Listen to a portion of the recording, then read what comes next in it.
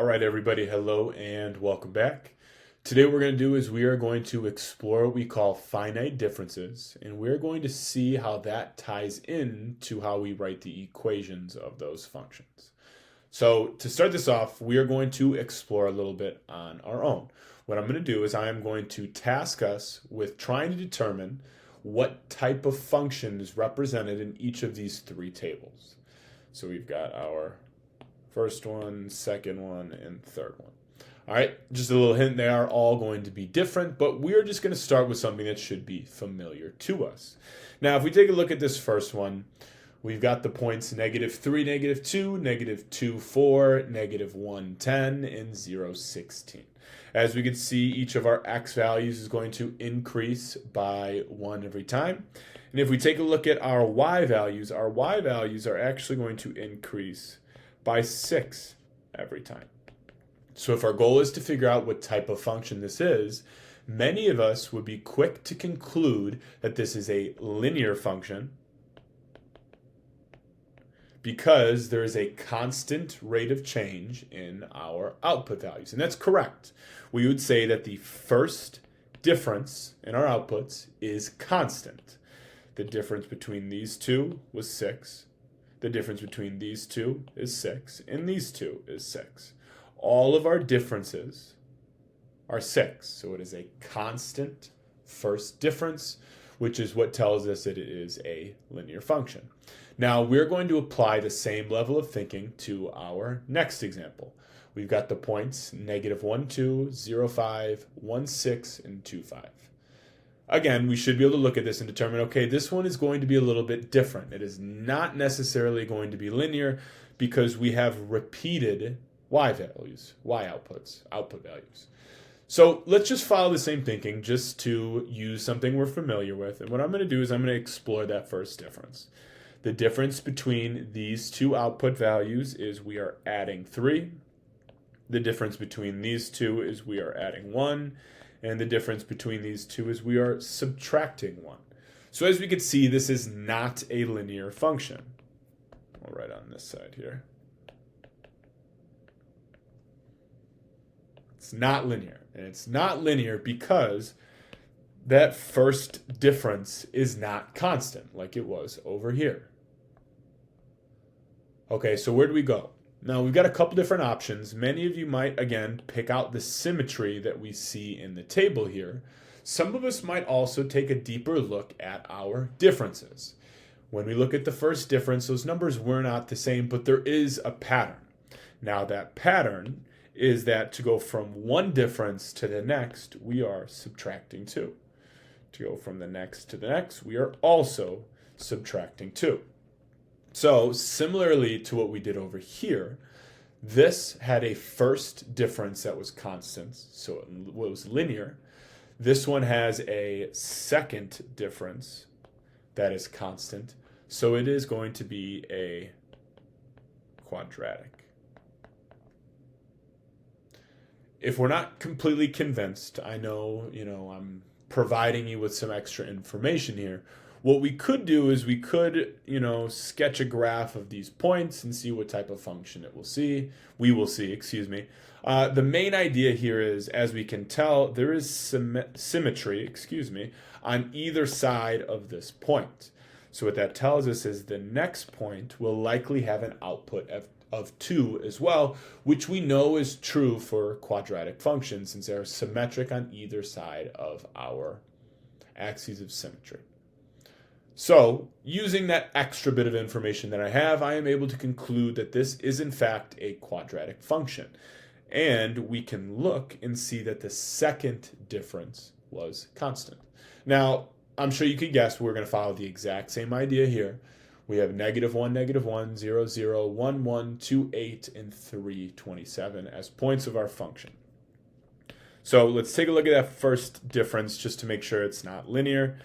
Right here we are adding 1, so far so good, but then we start to add 7 and we add 19. So our first difference is not constant, so it's not a linear function. All right, well, let's take a look at our second difference. The difference between these two numbers is 0. between these two numbers is 6, and between these two is 12. Again, that second difference is not the same, but if we take a look at the values of our second difference, we should be able to see a pattern once again. And now that pattern is that each difference is increasing by 6 every time. So we would say that the third difference is the same, and therefore this is a cubic function.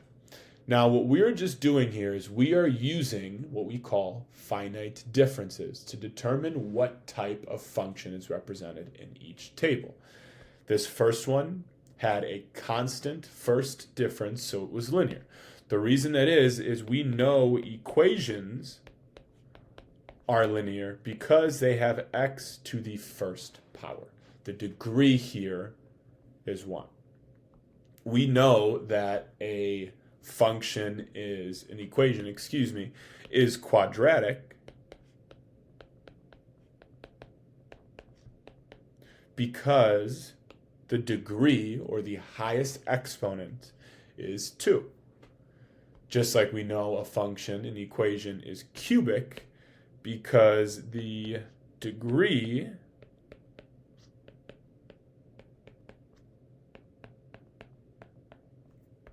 highest exponent is 3. And that's why the third difference is constant. So that's how finite differences work. What we're able to do is we are able to take any polynomial that's represented in a table and take a look at the difference between the output values to try to determine what the degree of the function represented in the table is. And again, that sounds more wordy and confusing than it really is. The fact of the matter is, if the first difference is constant, then the degree is 1 and it is linear. If the second difference is constant, right, these are the same number, then the degree is 2 and it is quadratic. If the third difference is constant, then the degree is 3 and it is cubic. Fourth would be fourth degree, 5, fifth degree, so on and so forth. So this pattern works for all polynomials. Now, a polynomial is essentially a function that has integer, I guess it doesn't even have to be integer, real number coefficients, and then positive whole number exponent values. So if you notice in this example, our coefficients are 3, 2, -1, and 6. They could be as simple as -1/3. Again, it is a real number. And so as long as the coefficients in front of my variables are real numbers, and those exponents here are positive whole numbers, and it is a polynomial, which means we can use finite differences. Linear functions are polynomials, quadratic functions are polynomials, cubic functions are polynomials. Now, examples of what is not a polynomial would be something like an exponential or a rational function, functions that we've seen before but are not as familiar to us. So once again, we can use what we call finite differences to determine what type of function is represented in each table, as long as that function is a polynomial. Now, the last thing I want to show you here is we can then use technology to write an equation for us. So we've got different methods where we could probably come up with the equation of a linear function on our own.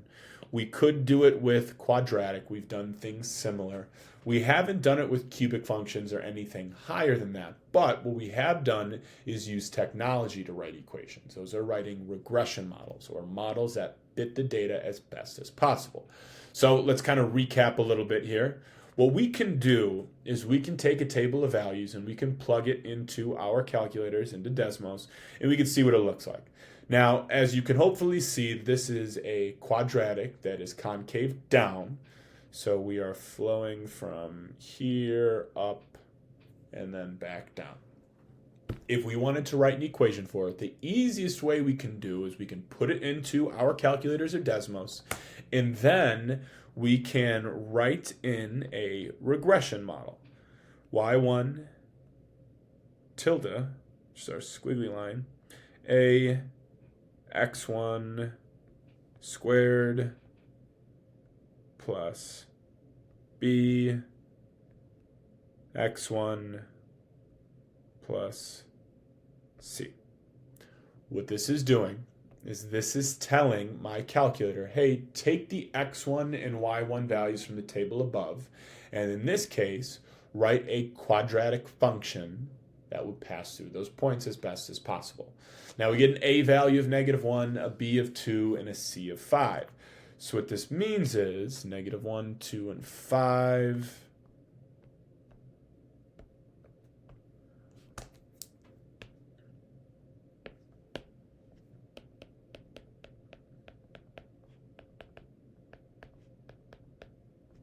This is the equation that represents the function represented in the table.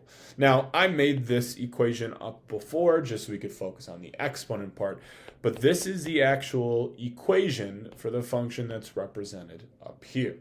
Now, I used finite differences to determine that this was a quadratic function. That's how I knew that the regression model I wanted to plug in was y1 tilde a x1 squared plus bx1 plus c. If you notice that equation, ax squared plus bx plus c is the standard form of a quadratic. Let's take a look and see if we did our other equation. Let's do the cubic, just to give us a little bit of a unique example here. We've got -1, -1, 0, 0, 1, 1, 2, 8, and 3, 27. So I'm writing those down, and now we will create a table in Desmos.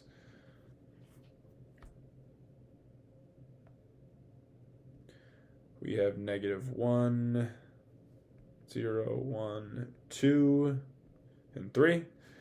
And then we have -1, 0, 1, 8, and 27. So if we take a look here at the graph, this looks a little bit confusing to us. It's not really a function we talk about very often, cubics that is. But I used finite differences to determine that the degree of this function is 3. So what I'm going to do is I'm going to type in a cubic regression equation. That means y1 tilde a x1. Now instead of the second, I'm going to do the third plus b x1 to the second plus c x1 to the first plus d.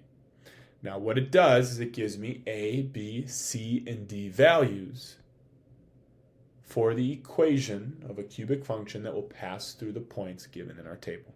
Now I made this equation up, so our b, c, and d values are all 0, but our a value is 1. So what it tells us is our equation, and again this was just another example for us, is just y equals 1x to the third plus 0x squared plus 0x plus 0. So a very strange equation. We really don't need these values at the end, but this is the equation of the cubic function that is represented in the table right here. And this pattern is going to hold up for every other polynomial that we use finite differences to determine the degree for. So let's just say we had a fourth example here that was a quartic function or had a fourth degree that was constant. Then I would do the exact same thing. I would type in my points here. And now my equation would instead start off with an exponent of 4.